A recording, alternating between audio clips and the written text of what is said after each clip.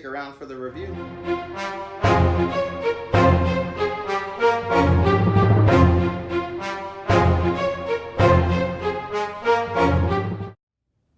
What's up, Universe, and welcome back to the web's first must-see comic nerd culture show. Welcome to Comic Universe, guys. I'm one of your hosts, as always, C-Dubs, and I'm riding solo on this video.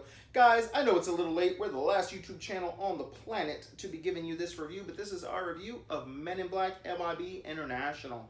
We saw this past weekend, or I should say, yeah, this past weekend, and we really enjoyed it. Right off the bat, I'm just going to tell you, it is a good movie. I know this movie, in all intents and purposes, is underperforming. They were expecting it to make about 40 mil. It's somewhere around like in the 30 mil right now, maybe 28 mil. It was really good, man. Go check it out. We're going to give you the good, the bad, and the badass here, and top it off with a score and tell you, again, if you should go see what you've already done. But, as we all know, the Men in Black are the first, last, and only defense to the universe, okay? And, the way that that film franchise ended with Men in Black 3 was left to be desired for. If you like that movie, that's totally fine. I didn't really enjoy it all that much. So it was kind of sad to see a film franchise that I actually had some connections with and loved, especially with, in the heyday of Will Smith, these films were some of his biggest moments. And the way that it all just ended was kind of lackluster, in my opinion. And nothing to any of the actors in that film. They all did their thing, and it was okay at the end, but it deserved a better send-off. The fact that this movie even exists means that it shows us that there's still some life left in this film franchise. Chris Hemsworth, okay, as well as Tessa Thompson, they do a great job. Their, cohesiveness and their relationship is really believable in the film, and their chemistry continues on from Thor Ragnarok. It hasn't even lost a beat. It is spot on. In fact, it might be even a little better here because there is that slight connection romantically that they're kind of flirting with. And I know that's not for everybody, but just so you know, that's not something heavily focused on in the film. It's just something that may or may not be there in the future. So that was really cool. This movie is getting a lot of praise and a lot of hate all at the same time. It is a good time, I think. You can go enjoy it. Just turn your brain off. It is one of those movies you don't need to overthink, which is kind of fun sometimes. You don't need to go in there and just have your total mind blown every time you go to the movies like, Avengers Endgame or something like that. Eventually, you become stale or sterile to those type of things to where they don't affect you. And this is a film franchise that definitely has run its course and is trying to show you that it still has some life left in it. And I gotta say, I really am intrigued, and I would like to see the film franchise continue, and maybe continue in ways that we didn't see coming. So if you're not familiar with what the kind of plot is of this film, basically, the Men in Black are not just in New York, obviously. They're international. They're all over. And we start the movie off, and I'm not going to give you any major spoilers, but there will be some here and there, so spoiler alert moving forward, guys. I'm not going to just break down the whole movie, but I'm just going to, give you guys a few things here and there to make you kind of see how this movie kind of works and how good it is. So off the bat, we start off with Liam Neeson's character and Chris Hemsworth's character. They basically are in the Eiffel Tower, and they're basically fighting off the Hive, an alien race that has never known defeat. And apparently, we don't get to see how they win, but they won using nothing but, their gun, standard issue gun that they have, and their wits. Okay, and basically they win. And they've moved on. Chris Hemsworth has become the single best agent in the international branch, and Liam Neeson's character moved on to take over and be the head figure of the Men in Black. And Tessa Thompson's character, turns out there was an alien that popped up in her house when she was a kid. Parents freaked out. Men in Black showed up, neuralized them.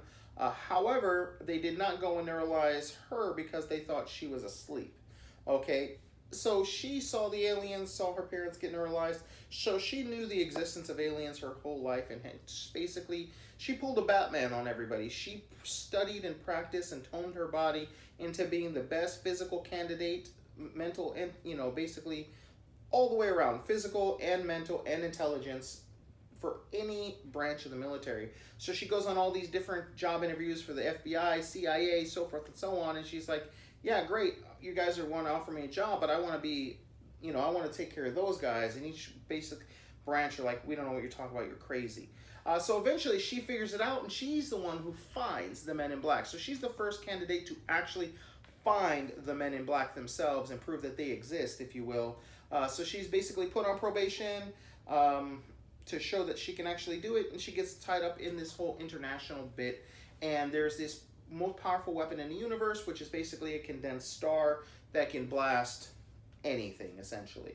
So the whole point of this movie is to basically save the universe by protecting this piece of technology, this weaponry. All the while, there's the villains who are pretty, I don't want to say faceless, because they're definitely, I recognize them, and maybe you do too. They are known as La Twins. They are the famous hip-hop breaking, crumping twins that they did win World of Dance. They've been known for famous backup dancers to the likes of Beyonce and Rihanna and whatnot. But these guys are known for just having really amazing choreography and some really freaky body contortions and popping and locking and whatnot. And honestly, I think they do a really good job of being menacing. They didn't need to say much. Their motions of their body, because of how unorganic some of their movements are, added with the CGI of the film, really added to their menace. And what you think you saw, you did not see. The line rings true. There's a twist to the whole movie that you should see coming. It's nothing. The veil is not too dark on the twist.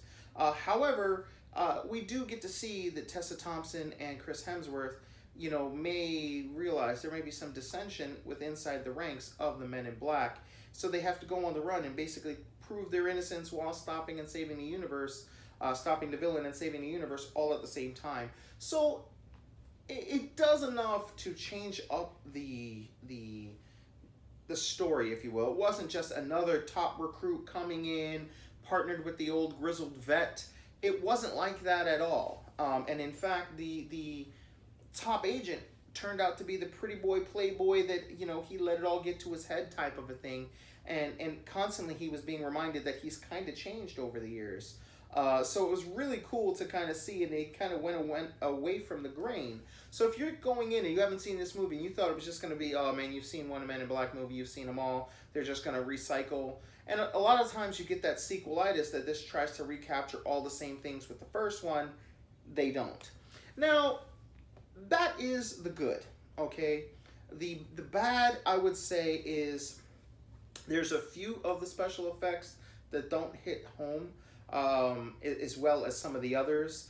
And it seems to be somewhat of a trend in some lower budget movies where they kind of have been seemingly dishing out a lot of money in certain scenes, and you can see it's crisp, it's clear, it's fantastic. And then there's like one or two not so major scenes. It was like that with Hellboy and a couple other movies this summer, okay, where it's like, wow, that is so awesome, but wow, that looked kind of green screen, or oh wow, that looks like you're not even there, or something to that effect. And this is just another one of those. So there's a few moments, like there's the scene where they're riding on the bike through, I want to say the Middle East. I don't remember the city that they're in, Cairo maybe, or something like that. And as they're flying through it, and they're slamming into things, it just doesn't look real. Now, like when they're in the actual air with it and all, it all looks good. But there's just a few scenes where you're just like, that doesn't look too good. However, like with the Les Twins, when they have the ability to basically control matter, they can kind of make things liquid and solid form and things like that. All of that looks top notch. All of the aliens are really cool. Of course, you get a lot of vibrant colors and all these different cool looking aliens. That's kind of the staple for Men in Black. But what I would like to see moving forward, before we get into the badass, is maybe to see some actual aliens as members of Men in Black. You know, if they have come to Earth and they now live at Earth and they, you know, they have a green card or whatever it would be called, to be able to live here on Earth, it would be kind of cool to maybe see an actual Men in Black character out in the field that's an actual alien, not just always a human. That would be really, really cool. Or maybe the human in the next movie or something like that, maybe one of his parents is an alien, one of his parents is a human. So maybe he has some alien characteristics. That would be really, really cool. And I think that might be one way to maybe freshen up this series a little more. I have a feeling that probably the next movie, if they do it, definitely will have Will Smith reprising his role somehow, or making a cameo to where they kind of see if he can save the franchise. But I really don't think he is needed, to be honest with you guys. This was a good enough time. It wasn't. It's not going to blow your mind or anything like that, but it was just a fun time, and it was good to see that chemistry. Now, on to the badass of this film. The absolute my favorite thing about this film, honestly, is that chemistry. They kick ass in it. Chris Hemsworth, his comedic timing, man. It wasn't just like a one-hit wonder with Thor Ragnarok or in the Avengers movies. He has that comedic timing. He reminds me very much of like a Channing Tatum, where you just didn't see or didn't realize how funny he really was. Most of us didn't realize how funny, Tatum was until he actually, was in 21 Jump Street. And it's kind of the same thing here with Chris Hemsworth. And another reason why, Universe, you should go out and support this film is Chris Hemsworth, I think, is good enough to be a leading man in Hollywood, and yet somehow all of his movies seem to keep underperforming. And I know at some point people are going to start pointing the finger at him, and I don't think it's him or his fault, especially in this particular film.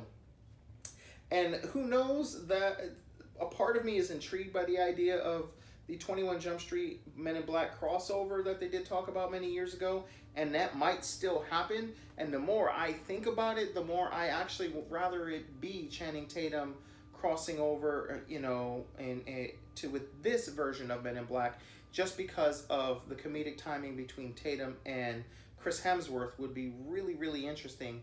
And I think it would be really cool to kind of see them bounce off of each other. So fingers crossed we do get that somehow, some way. And, no disrespect to Will Smith. Will Smith did his thing, had his time, and he's kind of moved on from the project. And it's okay. We don't always need to keep these guys in on the, and it's just allow it sometimes to breathe, and we can have new life to old things. And I think this is definitely one of those cases, Universe, so you should definitely go out, support this film, check it out, make up your own decision. And don't just listen to me. Don't just listen to the people bad-mouthing it. Go out and make your own decision. I know in this world sometimes it's hard to go see every movie, especially, you have Toy Story right around the corner, Spider-Man right around the corner. You may not have the funds to go out and see another movie, but just remember, man, matinees are a lot cheaper than, going out at night. So during the weekend, Saturday, Sunday, go see it. Sometimes some theaters, man, if you see the first movie playing, like here in Orlando, the first movie playing, you can get for like under, I think it's like $8. Okay, it used to be $5. I think it's like $8 now. Like, that's just a steal. So, go out, support this movie, support this franchise. Because I also do want to see more to come from this franchise, not to mention, fingers crossed, that somehow, some way, that crossover finds its way out. So, guys, go ahead, check it out. Let us know in the comments below. Did you already check it out? Did you love it? Did you hate it? If you didn't like it, what didn't you like about it? Let us know in the comments below, guys. Don't forget to give that thumbs up, a big old thumbs up. Hit it, smash it hard. Guys, subscribe if you haven't already. And my name is C-Dubs, and until next time, I'll see you in the universe. Peace.